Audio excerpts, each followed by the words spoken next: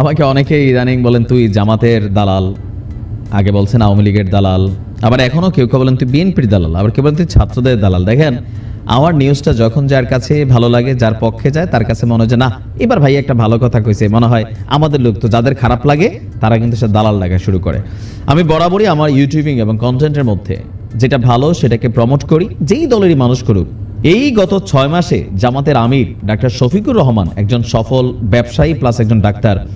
Even জামাতের গেল কয়েক বছরের যে রাজনৈতিক কি বলা হয় যে ঝক্কি ঝামেলা, নানান ঝামেলা পোহাইছে, এরপরে ডাক্তার শফিকুর রহমান এদের অবস্থানটাকে শক্ত করেছেন।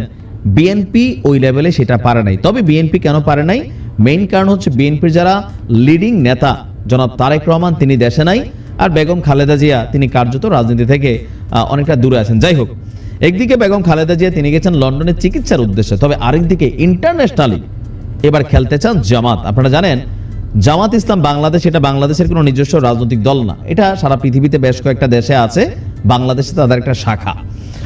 তো দেখলাম যে আমরা গতকালকে 4 দিনের সফরে হঠাৎ করেই কুয়েতে গেছেন বাংলাদেশ জামাত ইসলামের আমির ডাক্তার শফিকুর রহমান।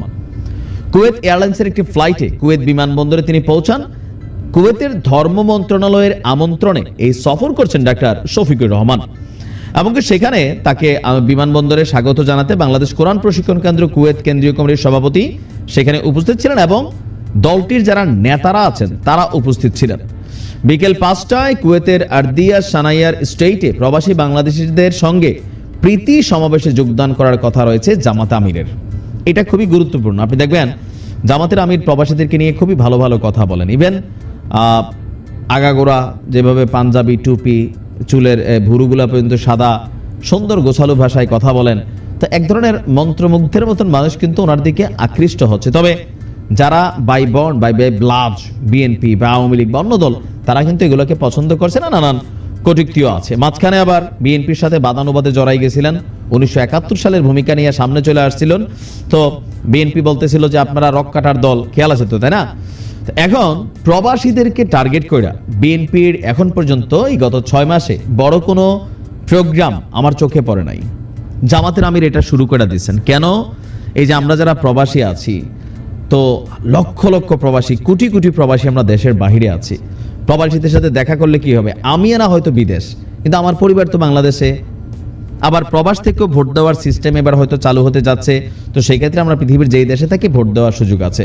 তো জামাতের আমির যখন তিনি যাবেন, সেখানে তার যেই কমিউনিটি আছে বা তাদের যে দল আছে, তারা বিশাল প্রোগ্রাম আয়োজন করবে।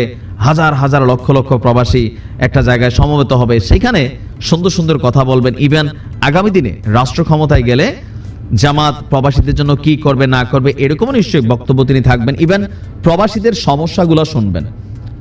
প্রবাসীদের সমস্যা আসলে কেউই শোনে না, এমনি বলে, এমনি সামনে বলে, কিন্তু যে যখন চেয়ারে বসে চাপের কারণে ভুলা যায়।